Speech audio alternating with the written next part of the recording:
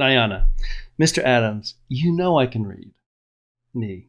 No, that's not what it says on this test. This test says you are below grade level.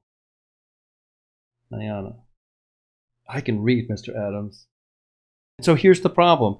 Our students are failing grade level classes because they're below grade level. And if we're going to be giving them a check, like if we're going to be meeting with them to say, listen, you're failing, well,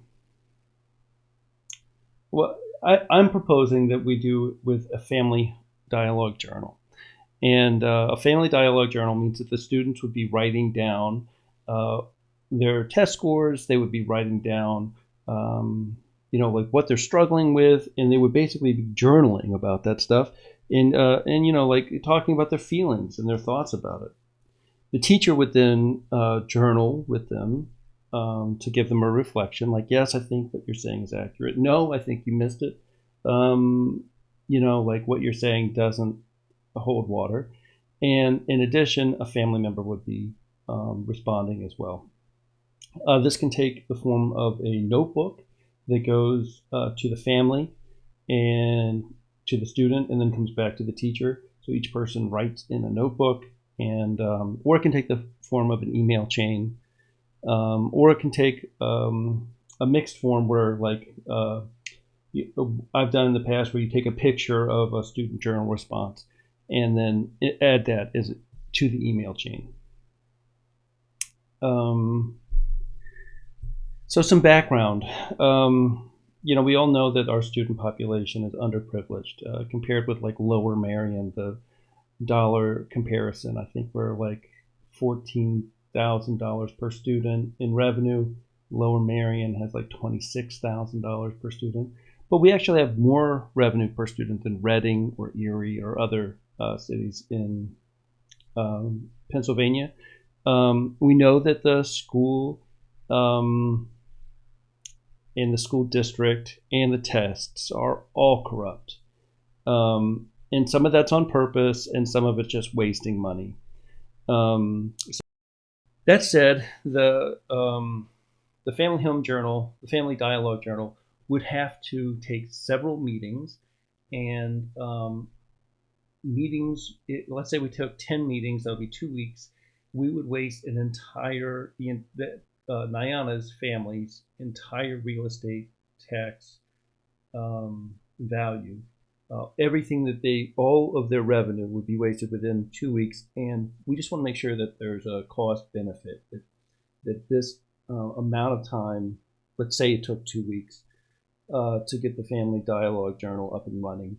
We just want to make sure that